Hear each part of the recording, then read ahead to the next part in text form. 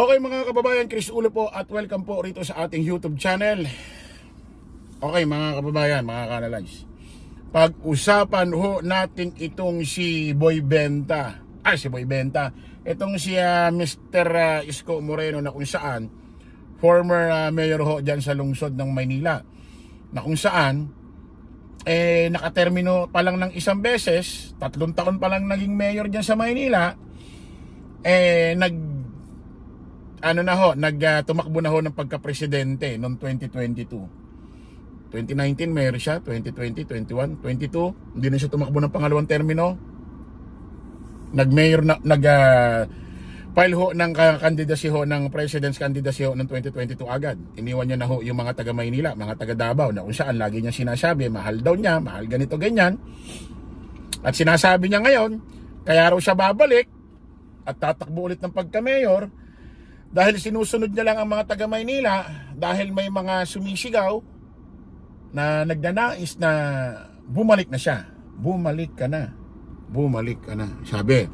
So kung i-analyze ho natin yung ganyang kanyang paliwanag, bumabatay siya sa kanyang mga desisyon sa buhay pagdating sa politika, kung ano yung nais ng mga taga Maynila. Parang ganun yung point niya.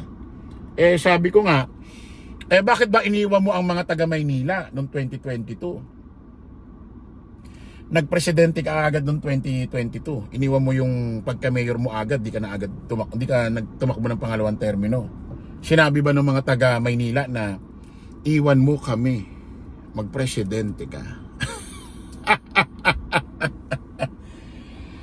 Kasi nasabi niya kaya raw siya bumalik. Yun daw sabi ng tao, bumalik ka na. Bumalik ka na. Kasi di ba naaalala nyo, may mga video na, kasi nagkaroon ho ng file ng candidacy October 1, mga August, September yata nag-iikot siya nun. Nagtaka nga ako ba't bigla siyang nag-iikot tapos nilalive or binibideo yung mga pag-ikot-ikot niya Nagtaka nga ako bakit ganun di ba? Tapos nakakapagtaka doon, may mga video lang nasabi ng tao na bumalik ka na, nagplano na agad siyang bumalik sa pagka-mayor dyan sa Maynila. Gusto niya na agad tumakbo. Sabi ko nga, syempre, isipin mo, magpa-file ng October 1 ng candidacy sa COMELEC. Mag-iikot ka ng August or September. Naturalmente, pag nag-ikot ka ng ganyan talaga dyan, may mga pinuntahan ka, makakarinig ka ng ganon. Kasi may mga follower ka di ba? Pero kung talagang naninindigan ka sa sinasabi mo na retirado ka na sa politika, hindi ka na babalik sa pagka-mayor, hindi ka na tatakbo dyan sa mayor sa Maynila, at sasabihin mo dyan na lang ako sa gedli-gedli, di ba ganyan ang sinasabi mo sa mga interview mo? Hindi ka tatakbo, hindi ka na babalik. So ulitin natin, kaya raw siya tumakbo ulit ng pagka-mayor dito sa Maynila, nag-file ulit siya ng candidacy, batay doon sa mga sinasabi ng tao na bumalik ka na. May mga nagre-request. Sabi niya, sila ang nagbigay sa akin ng mandato para makarating dyan sa pwesto na yan. Utang na loob ko sa mga taga Maynila. Ano ba yung pakinggan ko sila at panahon na para masuklian ang utang na loob. Ganyan yung mga bokay. Sinasabi ko sa'yo, Sir Isko Moreno, kung bumabatay ka sa mga sinasabi ng tao, nagdidesisyon ka sa mga bagay-bagay sa sarili mo about politics, kung ano sinasabi ng tao, yun ang ginagawa mo, bakit iniwan mo ang taga Maynila? Sagutin mo to. Bakit iniwan mo sila noong 2022? Sinabi ba ng mga taga Maynila na iwan mo kami, magpresidente ka,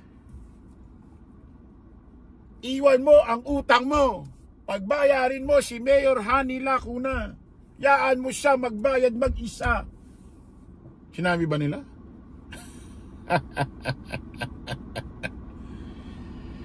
Di ba wala naman? Baka merong ibang nagsabi sa'yo na tumakbok kang presidente, iwan mo ang taga Maynila. Baka may iba naman nagsabi. Baka may iba naman nagsolusol. Di ba? Baka meron naman. Ngayon, ito mga kababayan, nako, mukhang maiimbestigahan din ito si Isko Moreno tulad ni VP Inday Sara Duterte. Mukhang susunod ito Mukha lang naman. Bakit? Meron palang nakabinbing kaso. Ito si Isko Moreno sa ombudsman. Graft and corruption. Naloko na! Pakinggan natin. Ng Citizens Crime Watch ang pinaaksyonan ng Citizens Crime Watch ang nakabinbing kaso sa ombudsman ni dating Manila Mayor Isko Moreno. Yan ang weekend agenda report ni Just Ignacio ng Abante Radio. Pinaaksyonan na ng anti-crime group na Citizens Crime Watch sa Ombudsman ang umano'y matagal nang nakabinbin na demanda laban kay dating Manila Mayor Isko Moreno Dumagoso. Nako. Kaugnay ito sa pagbenta umano ng ilang ari-arian ng dating alkalde sa Maynila. Nako. Sa pulong balitaan itong Sabado, Eto na. Isipin mo, umutang na ng bilyon-bilyon. Nagbenta pa ng mga ari-arian ng Maynila.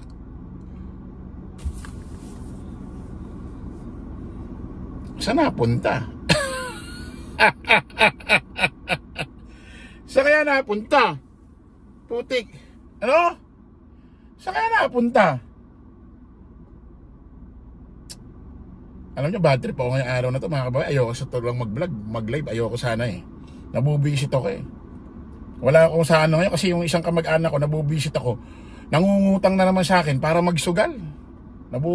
Wala sana ako panahon mag-vlog, lokong-loko sa sugal Lagi na lang pinamumukha niya doon sa lugar namin, ganito ganyan siya, pati sa mga kamag-anak namin.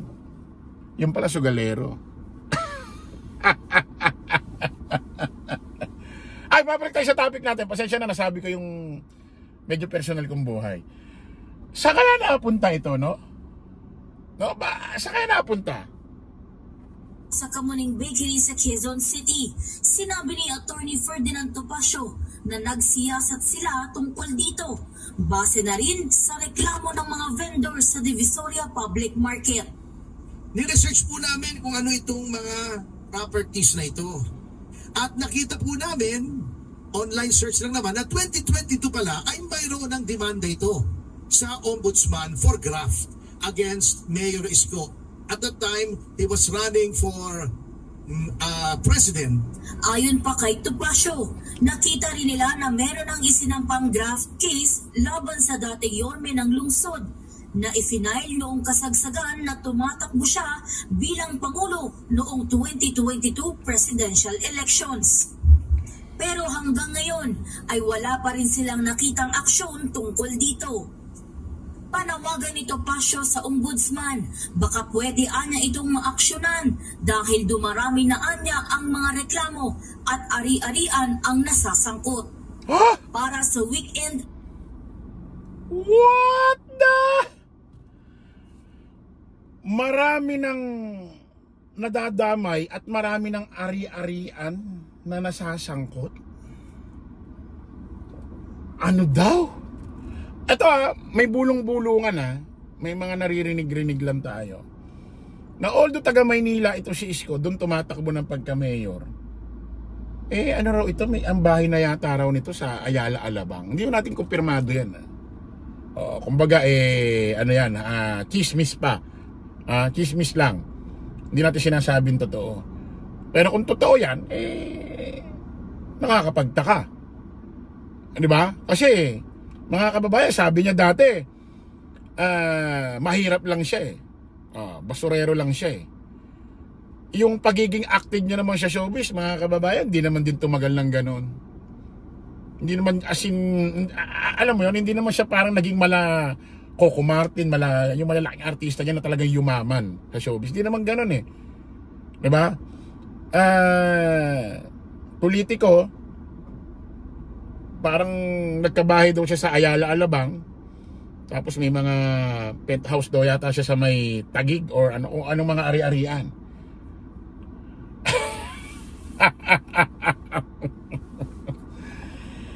Nako po, mukhang may matindi ito Sa ombudsman sa ombudsman mismo nakabinbin ang kaso. Tignan natin mga kababayan kung ano ang